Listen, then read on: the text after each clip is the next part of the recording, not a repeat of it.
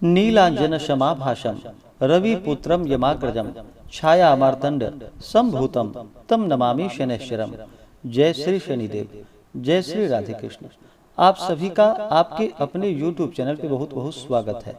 आइए आज आप सब सुनेंगे अधिक मास में शनिवार के दिन शनिवार व्रत की कथा। प्रत्येक शनिवार को शनि देवता का पूजन किया जाता है। इस दिन विशेष प्रकार से शनिदेव की कृपा प्राप्ति के लिए पीपल के वृक्ष में गुड़ तथा तिल मिश्रित जल डालनी चाहिए। पीपल वृक्ष के नीचे दीपक जलाने चाहिए। शनिदेव को सरसों का तेल या तिल का तेल इन्हें चढ़ाना चाहिए। इससे शनिदेव अपने भक्तों पर अति प्रसन्न होते हैं। शनिदेव जो कि न्याय प्रिय देवता माने जाते हैं, यह कर्म फलदाता और दंडनायक शनिदेव हैं। सभी को कर्मों के अनुसार फल प्रदान करते हैं। जो भी अच्छे कार्य करते हैं उन्हें अच्छे फल को प्रदान करते हैं, और जो भी बुरे कार्य करने वाले हैं उन्हें उसके अनुसार फल को प्रदान करते हैं। तो आइए आज आप सब सुनेंगे शनिवार के दिन शनिवार व्रत की कथा। तो बोलिए प्रेम से शनिदेव महाराज की जय। बहुत समय पहले की बात है। एक समय सभी नवग्रहों सूर्य, चंद्र, मंगल, बुध, बृहस्पति, शुक्र, शनि, राहु और केतु में विवाद छिड़ गया कि इनमें से सबसे बड़ा कौन है। सभी आपस में लड़ने लगे और कोई निर्णय न होने पर देवराज इंद्र के पास निर्णय कराने के लिए पहुंचे। इंद्र इससे घबरा गए और इस निर्णय को देने में अपनी असमर्थता जताई। परंतु उन्होंने कहा कि इस समय पृथ्वी पर राजा विक्रमादित्य है, जो कि अति न्याय प्रिय है। वे ही इसका निर्णय कर सकते हैं। सभी ग्रह एक साथ राजा विक्रमादित्य के पास पहुंचे और अपना विवाद उन्हें बतलाया। साथ ही निर्णय के लिए कहा। राजा इस समस्या से अति चिंतित हो उठे, क्योंकि वे जानते थे कि जिस किसी को भी छोटा बतलाया जाए वह कुपित हो उठेगा। तब राजा को एक उपाय सूझा। उन्होंने स्वर्ण, रजत, कांस्य, पीतल, सीसा, रांगा, जस्ता, अभ्रक और लौह से 9 सिंहासन बनवाए और उन्हें इसी कर्म से रख दिया गया। फिर उन सबसे निवेदन किया कि आप सभी अपने अपने सिंहासन पर विराजमान हो जाएं। जो अंतिम सिंहासन पर बैठेगा वही सबसे छोटा होगा। इसके अनुसार लौह सिंहासन, जो कि सबसे बाद में होने के कारण शनिदेव सबसे बाद में बैठे, तो वही सबसे छोटे कहलाए। उन्होंने सोचा कि राजा ने यह जानबूझकर किया है, और फिर कुपित होकर राजा से कहा कि राजा, तू मुझे नहीं जानता। सूर्य एक राशि में 1 महीना, चंद्रमा 2.25 महीना 2 दिन, मंगल 1.5 महीना, बृहस्पति 13 महीने व बुध और शुक्र एक महीने विचरण करते हैं। परंतु मैं जब भी आता हूँ तो 2.5 से 7.5 वर्षों तक रहता हूँ, और फिर मैंने बड़ों बड़ों का विनाश किया है। भगवान राम की आने पर उन्हें वनवास को जाना पड़ा।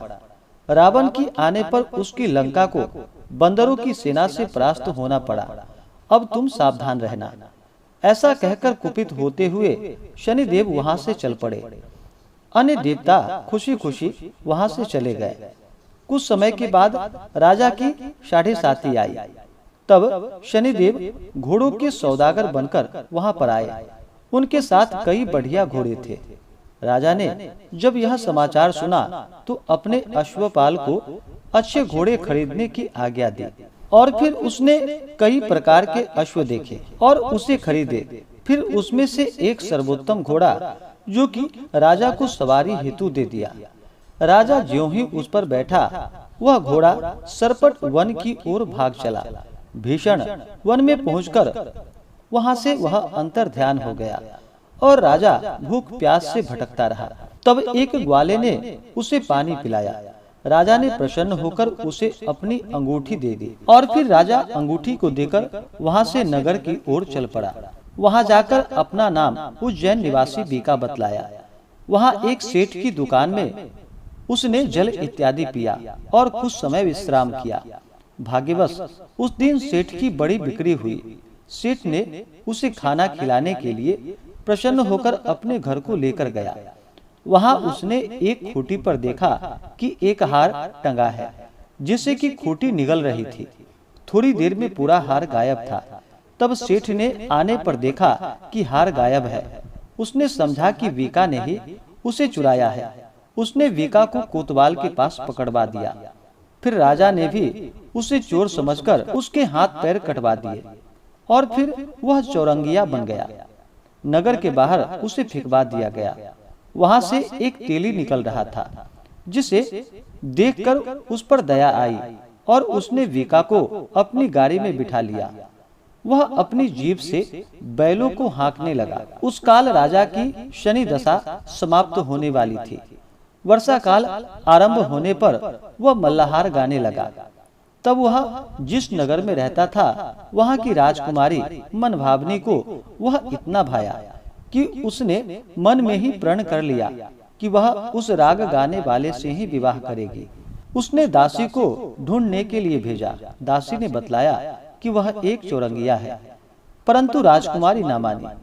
अगले ही दिन उठते ही वह अनशन पर बैठ गई कि विवाह करेगी तो उसी से करेगी।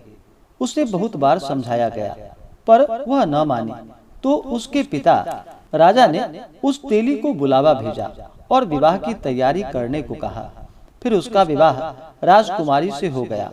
तब एक दिन सोते हुए स्वप्न में शनिदेव ने राजा से कहा कि राजन, देखा तुमने, मुझे छोटा बतलाकर तुमने कितना दुख झेला है। तब राजा ने उनसे क्षमा याचना की और प्रार्थना की कि हे शनिदेव, जैसा दुख मुझे दिया है और किसी को ना देना।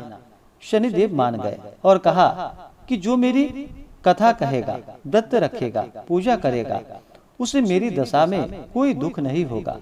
जो नित्य मेरा ध्यान करेगा और चींटियों को आटा डालेगा, उसके सारे मनोरथ पूर्ण होंगे। साथ ही राजा को हाथ पैर भी वापस दे दिए। प्रातः आंख खुलने पर राजकुमारी ने देखा तो वह आश्चर्यचकित रह गई। वीका ने उसे बतलाया कि वह उज्जैन का राजा विक्रमादित्य है। सभी अत्यंत प्रसन्न हुए। सेठ ने जब सुना तो वह पैरों पर आकर गिरकर क्षमा याचना मांगने लगा। राजा ने कहा, वह तो शनिदेव का कोप था, इसमें किसी का कोई दोष नहीं है। सेठ ने फिर भी निवेदन किया कि मुझे शांति तब ही मिलेगी जब आप मेरे घर चलकर भोजन ग्रहण करेंगे। सेठ ने अपने घर नाना प्रकार के व्यंजनों से राजा का बड़ा ही आदर और सत्कार किया।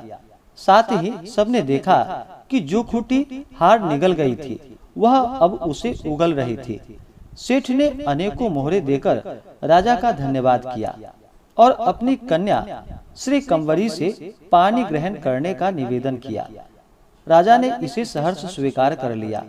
कुछ समय पश्चात राजा अपनी दोनों रानियों को लेकर सभी उपहार सहित उज्जैन नगरी को चल पड़ा।